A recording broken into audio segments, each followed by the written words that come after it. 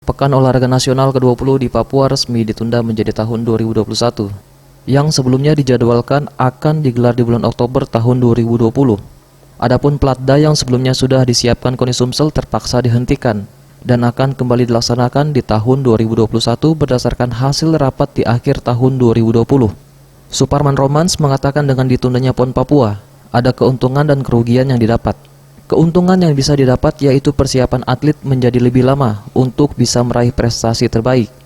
Adapun KONI Sumsel di PON Papua nanti menargetkan dengan adanya 115 atlet yang akan turun di 16 cabur, Sumsel bisa meraih peringkat lebih baik dari PON sebelumnya, di mana pada PON di Jawa Barat lalu, Sumsel hanya bisa meraih peringkat ke-21. Kita akan lanjutkan Platda itu, Pak, untuk persiapan ke PON 2021 nanti, Pak. Ya, kita akan bahas ini nanti mungkin di akhir tahun. Apakah kita mulai pada bulan Januari atau nanti kita sesuaikan lagi. Ini tentu tetap menyangkut seberapa besar dan bagaimana skema anggaran untuk PON ke-20 ini nanti yang bisa bisa ditetapkan, bisa dirumuskan melalui RKA kita di tahun 2021. Saya kira target yang realistis adalah kita berupaya untuk meningkatkan peringkat.